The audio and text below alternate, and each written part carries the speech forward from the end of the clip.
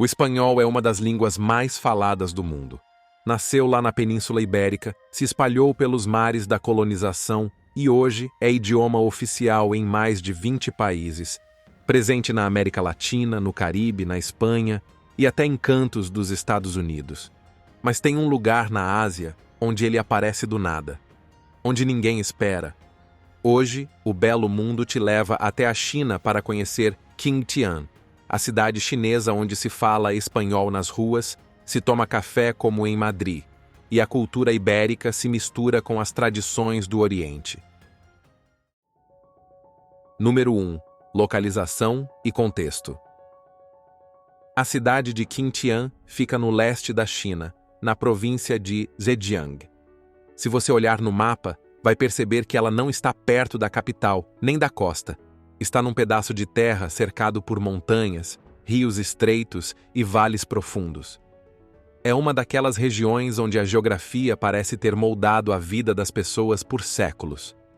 Por aqui, o relevo é tão acidentado que existe um ditado antigo: 9 partes de montanha, meia parte de água, meia parte de terra. Ou seja, sobra pouco espaço para plantar, para construir, para expandir. Não é à toa que tanta gente tenha buscado alternativas além da linha do horizonte. Mas isso a gente vai ver daqui a pouco. No verão, o clima é quente e úmido, típico do sul da China. No outono, as temperaturas são amenas, 22, 25 graus. Chove, mas nada fora do comum. Quem chega de outras partes da China, especialmente do norte, até se assusta. Enquanto em Pequim o povo já está enfrentando neve, aqui o clima ainda é de meia estação. Na paisagem, o que mais chama a atenção são as encostas. Muitas casas foram construídas em desnível, ocupando cada pedaço disponível das colinas. E no meio de tudo isso, corre o rio Oujiang, o mesmo que corta a cidade e dá vida aos vilarejos ao redor. É nesse cenário que está enraizada uma das histórias mais surpreendentes da migração chinesa. E para entender como isso aconteceu, a gente precisa voltar um pouco no tempo. Número 2. História.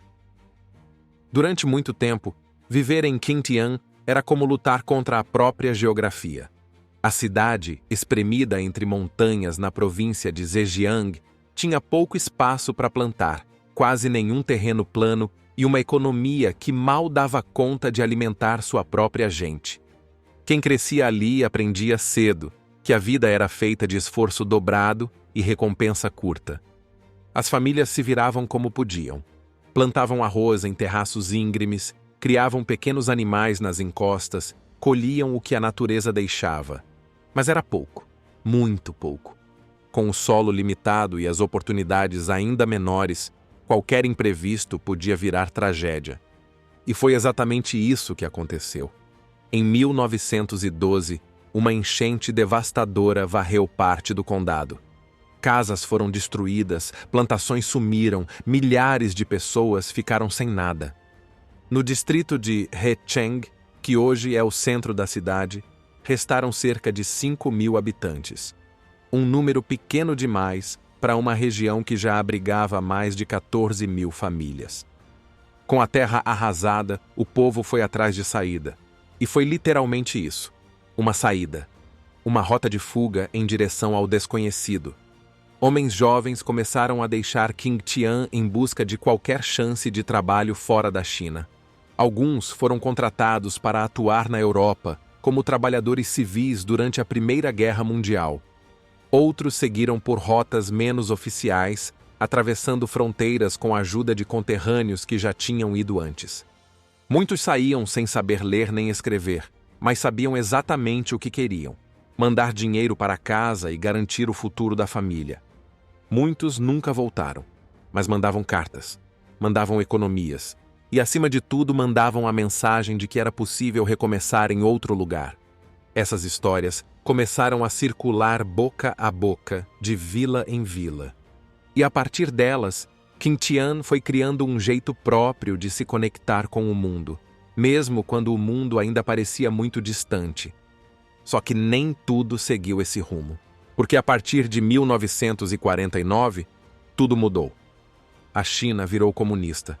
E junto com o novo regime veio o isolamento. Por mais de 30 anos, sair do país virou praticamente impossível e a ordem era fechar. Fechar os portos, fechar os céus, fechar os laços com o exterior. O governo tratava o contato com outros países como ameaça. E Qing Tian, que já tinha tradição migratória, foi atingida em cheio. Quem tinha parente fora era vigiado. Cartas internacionais eram abertas, interceptadas. As famílias eram chamadas para prestar contas com o partido e ter algum tipo de ligação com o exterior virou sinônimo de suspeita. Durante todo esse período, a cidade ficou travada no tempo. Foi só no fim dos anos 70, com as reformas econômicas de Deng Xiaoping, que as portas começaram a se abrir de novo. Devagar no começo. Depois, com força total. E aí sim Xinjiang voltou a respirar. Nos anos 80, milhares de pessoas começaram a emigrar outra vez. Só que agora era diferente. Dessa vez, os que saíam já tinham uma rede de apoio lá fora. Parentes, amigos, conhecidos. Gente que indicava emprego, emprestava dinheiro, oferecia teto e encurtava o caminho. E foi nesse novo fluxo que um país começou a se destacar como destino favorito. Não era o Japão, nem Estados Unidos. Era a Espanha. Número 3. O boom migratório e a Europa. Na virada dos anos 80, a Espanha vivia um momento raro. O país tinha acabado de sair de uma ditadura, estava abrindo a economia, reformando suas leis e tentando se reconectar com o resto da Europa. Faltava mão de obra, e não era pouca. Os setores mais básicos estavam carentes. Bares, restaurantes, padarias, feiras, construção civil, serviço doméstico, pequenos comércios. Era a fase da reconstrução. E quando essa demanda apareceu, o povo de Xinjiang estava pronto. Foram milhares que atravessaram o mundo rumo a Madrid, Barcelona, Valência e Galícia. Chegaram com pouco, às vezes só com o nome de um parente rabiscado num papel, a passagem de ida e a coragem de tentar. Mas chegaram com fome de recomeço. E isso fez toda a diferença. Eles começaram de baixo, como quase toda diáspora começa, aceitando os empregos que ninguém queria, trabalhando no que aparecia, muitas vezes em turnos dobrados, sem descanso e dividindo apartamentos minúsculos com outros conterrâneos. Alguns moravam em cima do próprio restaurante, outros dormiam nos fundos da loja. Mas logo começaram a abrir seus próprios negócios. Vieram os pequenos restaurantes de comida chinesa, bares de bairro, lojas de variedades, oficinas de costura, armazéns de produtos asiáticos. Muitos se tornaram referência nos próprios bairros, outros, empregadores de recém-chegados. E assim, sem fazer barulho, foram fincando raízes por toda parte. O mais curioso é que, ao contrário de outras comunidades chinesas espalhadas pelo mundo, essa tinha uma identidade muito clara. A maioria esmagadora vinha do mesmo lugar, Xinjiang, mesmo. É comum ouvir que até 80% dos chineses que vivem na Espanha nasceram ali ou são filhos de quem veio de lá. Ou seja, não era só uma comunidade chinesa vivendo na Europa. Era uma cidade chinesa que tinha se espalhado pela Espanha inteira. Eles foram para viver, para trabalhar, para formar família. E com o tempo, para mandar dinheiro de volta, visitar os pais, manter as raízes vivas, investir na cidade natal. Criaram pontes. De um lado, as calçadas espanholas.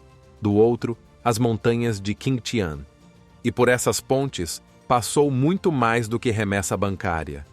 Vieram hábitos, vieram sotaques, vieram cheiros e sabores. Veio a saudade também.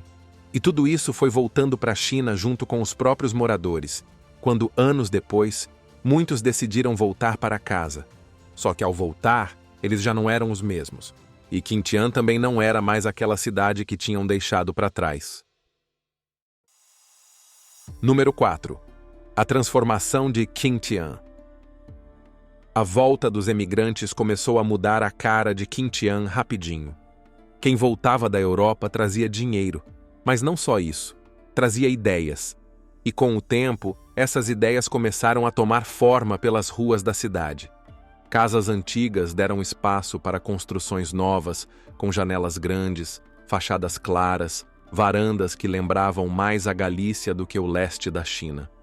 Tinha até gente que fazia questão de usar piso de mármore ou instalar luminárias com cara de restaurante europeu. Tudo pago com o que veio da Espanha. E não era só na arquitetura. O comércio também virou outro. Começaram a surgir lojas mais modernas, mercados com produtos importados, cafés bem decorados, lojas de móveis ocidentais, ruas inteiras com placas novinhas em folha. O bairro à beira do rio Oujiang virou ponto nobre. Ali se concentram as cafeterias, os restaurantes de inspiração espanhola, as vilas mais elegantes. Até o design de parques traz isso. No Parque Longjing, esculturas de heróis ocidentais como Napoleão, Gólgota e Cristóvão Colombo convivem com artefatos chineses tradicionais. É como se, do portão de casa, na China, a gente pudesse ver um pedacinho da Europa. Muita coisa mudou, mas nada chamou tanto a atenção quanto o café. Número 5. A cidade do café. Quem já visitou a China sabe que o chá é praticamente uma instituição nacional. É chá verde, chá preto, chá de jasmim, quente, leve, servido a qualquer hora do dia. É comum ver pessoas com garrafinha térmica na rua, no metrô, no trabalho. Chá faz parte da rotina, da cultura, da história. Mas em Qingtian, a história é diferente. Aqui, o que reina mesmo é o café. Em pleno interior chinês, essa cidade virou um dos lugares com maior consumo de café por habitante em todo o país. E não estamos falando de café solúvel, nem de modinha importada. É expresso forte, coado bem tirado, cappuccino com espuma certa, feito por quem sabe, e servido por gente que viveu anos fora. Hoje, existem mais de 400 cafeterias espalhadas pela cidade. É tanto café que parece que a cidade inteira trocou o bule de chá por uma máquina de expresso. No centro, tem café em toda esquina. Nos bairros, mais um a cada quadra. Em vila rural, no meio do nada? Pode apostar. Alguém montou um balcão com café espanhol e bolinho europeu. A explicação está na origem de quem vive aqui. Muita gente de Qingtian passou décadas na Espanha, na Itália e na França. Trabalhou em restaurante, em bar, em padaria, e quando voltou para a China, trouxe o gosto junto. Aliás, o gosto e o costume. É por isso que o consumo de café por aqui é até 10 vezes maior que a média nacional. Mas não foi só o café que chegou para ficar. Número 6. Gastronomia. Entre os temperos chineses e os legumes locais, aparecem bancas com queijos europeus, vinhos importados, azeite espanhol e, claro, o protagonista da vez, o jamón ibérico. O famoso presunto curado, que por lá é artigo de orgulho nacional, aqui virou símbolo de status e também de saudade. É o tipo de produto que aparece tanto em festas de aniversário quanto em café da manhã de domingo, cortado fininho, servido com pão caseiro. Hoje, Qingtian é um dos maiores polos de importação de jamón ibérico da China. Quase todo o presunto espanhol que entra no país passa por aqui. De tão forte, o mercado local movimenta milhões de yuans por ano, com produtos que vêm direto de Salamanca, Extremadura, Andaluzia e outras regiões da península. Nas feiras gastronômicas, o jamón ganha destaque com direito à demonstração ao vivo. Tem especialista que corta na faca e explica, em espanhol e mandarim, de onde vem cada peça, qual é mais salgada, qual harmoniza com que tipo de vinho. A gastronomia de Qingtian virou um reflexo da vida dupla que a cidade vive. Tem restaurante com cardápio 100% espanhol, chefe que morou 20 anos em Vigo. Prato do dia com paella, tortilha, vinho rioja e até sobremesa com toque catalão. Tudo isso no coração da China. E o público não é só quem voltou da Europa. Gente de cidades vizinhas vem até Qingtian só para experimentar a tal gastronomia ocidental, de verdade. Tem casal jovem que faz bate e volta no fim de semana só para comer jamón e tirar foto em cafeteria com nome espanhol. Alguns chegam, pedem um expresso e um prato de tapas como se estivessem no centro de Sevilha. A cidade virou referência em comida ibérica, mas ao mesmo tempo, continua oferecendo aquele tofu fresco da feira, o arroz de sempre e os bolinhos de arroz da vovó. Na mesma rua onde tem restaurante espanhol, tem barraca vendendo yakisoba no vapor. E ninguém vê contradição nisso. No fundo, tá todo mundo dividindo a mesma mesa. Número 7. Costumes globais. A influência europeia em Qingtian não parou na comida ou no idioma. Ela começou a aparecer em detalhes do dia a dia, nas vitrines, nos hábitos, nas conversas de esquina. Hoje, caminhar pelas ruas do centro da cidade é quase como andar por um mercado internacional a céu aberto. É comum encontrar lojas vendendo azeite português, vinho espanhol, queijos franceses e até roupas com etiquetas italianas. Tem empório que parece mais um showroom de importadora do que uma mercearia de bairro. E não é só aparência. Muita gente aqui aceita euro. Sim, euro.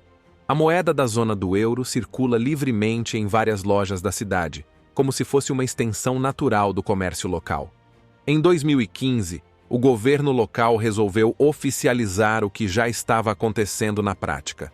Foi criado o Qingtian Imported Commodity City, um centro comercial com mais de 100 mil produtos vindos de 70 países diferentes. Um verdadeiro mercado do mundo no meio do interior da China. Por ali, a circulação de dinheiro estrangeiro é tão intensa que alguns mercados colocaram telões com a cotação do euro e do dólar em tempo real.